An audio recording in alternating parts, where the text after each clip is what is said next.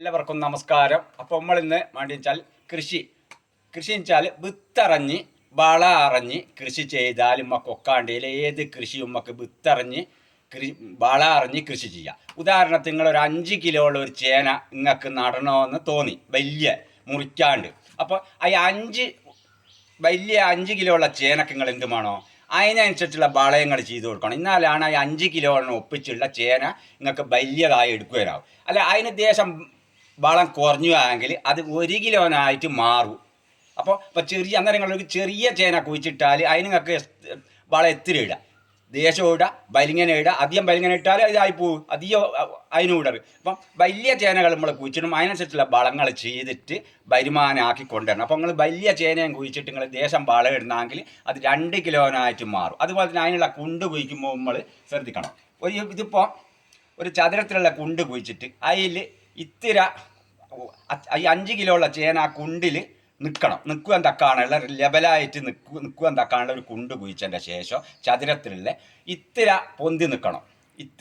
ഇത്തിര പൊന്തി നോക്കുമ്പോൾ ഈ അടിയിൽ ഇങ്ങനെയാണ് വരിക. ഇത് നമ്മൾ കുഴിച്ചിട്ട ചേന, അതിൻ്റെ മേലെയാണ് ഈ ചേന വരിക. അപ്പോൾ ഇതിന് ടൈറ്റായിട്ട് വരുമ്പോൾ നമ്മൾ 4 പുറയിൽ മണ്ണ് കാറ്റി കൊടുക്കും. അപ്പോൾ അവിടെ ഇച്ചേന അങ്ങ് പോയിപ്പോൾ മറ്റേ പൊടിപ്പ് വരുന്ന ചേനയാണ് മേലെ കൂടിയായിട്ട് കൂടിയായിട്ട് പൊന്തി വന്നിട്ട് നമുക്ക് റെഡിക്ക്. അപ്പോൾ 5 കിലോ ഉള്ള ചേന 10 കിലോനായിട്ട് മാറുന്നത്. അപ്പോൾ അതിനനുസരിച്ച് നമ്മൾ ചെയ്തിട്ടില്ലെങ്കിൽ അങ്ങനെ നമ്മൾ കൂടത്തുമ്മൽ എത്രത്തോളം നമുക്ക് കൂടത്തുമ്മൽ 4 പുറയുന്ന മണ്ണ് താട്ടിയ വമ്പിച്ച ചേന ഉണ്ടാക്കുക. 5 കിലോയുടെ തേങ്ങക്ക് 5 കിലോനോ ഒക്കെ അനുസരിച്ച് അത് നിങ്ങൾ 250 ഉള്ള ഒരു ചേനയാങ്ങൾ നടന്നെങ്കിൽ ആ 250 വളം ചെയ്യാമായി അതിനെ കണ്ടേഷൻ.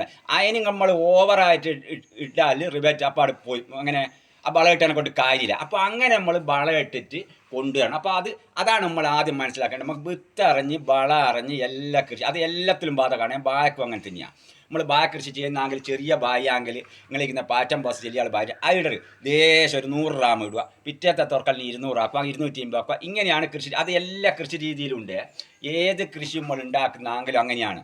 ഉദാഹരണത്തിന് നമ്മൾ വേറെ എന്തെങ്കിലും ഒരു കൃഷി ചെയ്യുന്നാൽ ഇഞ്ചിയെങ്കിൽ ഈ പടല ഇഞ്ചി നിങ്ങൾ അപ്പാട് നടന്നെങ്കിൽ ഇതിനനുസരിച്ചുള്ള വളം അതിന് ഇട്ട് കൊടുക്കണം. ചാണകം നിങ്ങൾ കർക്കിടക മാസത്തിൽ തൂപ്പും വെച്ചിട്ട് ആ സ്ഥാനത്ത് ഇത് മുറിച്ചിട്ട് ഇത്തിരി ആളില്ലെങ്കിൽ ഇതിനനുസരിച്ചുള്ള വിത്ത് വളങ്ങൾ. അപ്പം വളം നമ്മളെടുത്തുണ്ടെങ്കിൽ മാത്രമാണ് നിങ്ങൾ എന്ത് ചെയ്യാവൂ, ഇങ്ങനത്തെ വളം ചെയ്യാനാവുമെങ്കിൽ മാത്രമാണ് ഇങ്ങനത്തെ അടല ഉണ്ടാക്കാവൂ. ഇല്ലെങ്കിൽ ഈ അടല നട്ടാൽ എന്ത് ചെയ്യും വെച്ചാൽ അടുത്ത കൊല്ലം ഇത് മാത്രമേ നിങ്ങൾക്ക് കിട്ടൂ.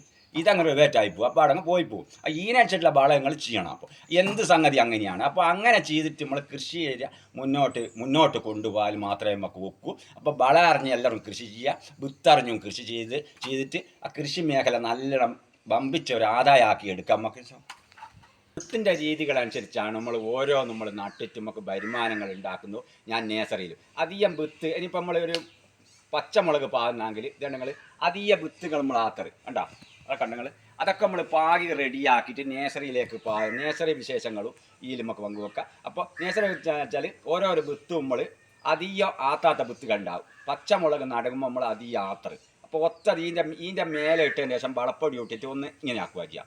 അങ്ങനെയാണ് നമ്മൾ നേഴ്സറിയിൽ ഓരോ സാധനങ്ങൾ പൊടിപ്പിച്ചെടുക്കുന്നത്. അപ്പോൾ ഓരോരോ കൃഷി രീതിക്ക് ഓരോരോ മാനദണ്ഡങ്ങൾ പലതുകളുണ്ട് പഠിക്കുവാൻ. അത് പഠിച്ചതിന് ശേഷം മാത്രം നമുക്ക് കൃഷി രീതികൾ മുന്നോട്ട് കൊണ്ടുപോകാനാവും. അപ്പോൾ എല്ലാവരും കൃഷിയിൽ ഇറങ്ങിയിട്ട് ഓരോരോ പരീക്ഷണങ്ങൾ നടത്തിയിട്ട് ഏത് രീതിയിലായിരിക്കും ആ കൃഷി 2 ചട്ടിയുണ്ട്, ആ 2 ചട്ടിയിൽ പല ജാതിയിലും നട്ടുവെക്കുക.